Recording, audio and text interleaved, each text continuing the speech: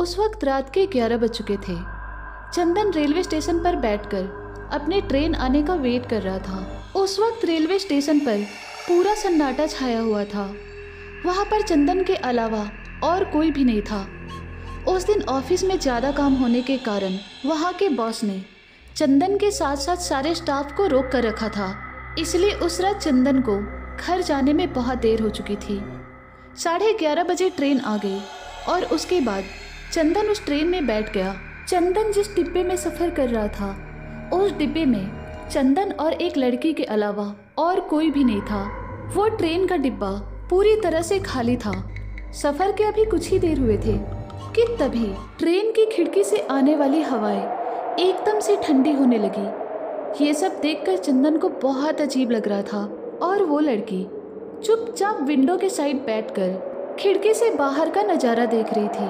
अभी थोड़ी ही देर हुई थी कि तभी अचानक ट्रेन के बाहर से काफ़ी ज़्यादा डरावनी आवाज़ें आने लगी। वो आवाज़ें सुनकर चंदन को थोड़ा सा डर लगने लगा था। चंदन को ऐसे डरता हुआ देखकर उस लड़की ने उससे कहा, डरो मत, ये इलाका हर रात 12 बजने के बाद भूतिया होता है, इसलिए हमेशा यहाँ पर ऐसी आवाज़ें आती रहती है। इस पर चंदन ने कहा, लेकिन ये सब आपको कैसे पता? उस लड़की ने कहा, क्योंकि मैं हर रात इसी ट्रेन से सफ़र करती हूँ। उस लड़की ने आगे कहा, शुरुआत में मुझे भी तुम्हारी तरह बहुत डर लगा था, लेकिन धीरे धीरे मुझे इन सब चीज़ों की आदत हो गई। इस पर चंदन ने कहा, अगर ये इलाका भूतिया है तो ये ट्रेन यहाँ से कैसे गुजर रही है? चंदन ने आगे पूछा, अगर यहाँ के भूत प्रेत इस ट्रेन के अंदर आ गए तो?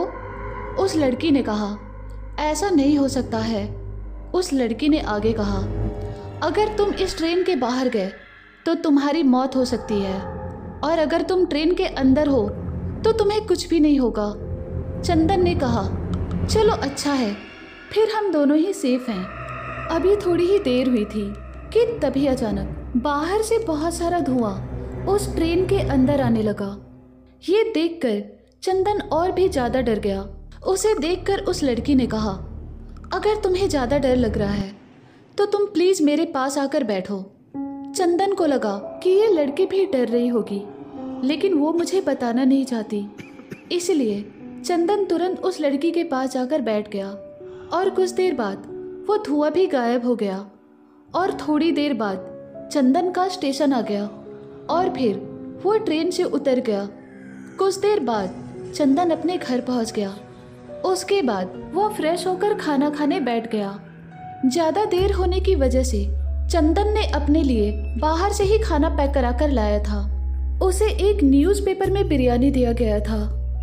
अभी चंदन वो बिरयानी अपनी थाली में निकालने ही वाला था कि तभी अचानक उसकी नज़र पेपर के एक न्यूज़ पर पड़ गई और वो न्यूज़ देखकर वो एकदम शॉक्ड हो गया था, क्योंकि उसमें खबर छपी हुई थी कि प्यार में धोखा मिलने के कारण एक लड़की ने ट्रेन के सामने आकर अपनी जान दे दी। और उस हेडलाइन के नीचे उस लड़की का फोटो भी था, और उस फोटो में कोई और नहीं बल्कि वो वही लड़की थी जो कुछ देर पहले चंदन के साथ उस ट्रेन में सफ़र कर रही थी।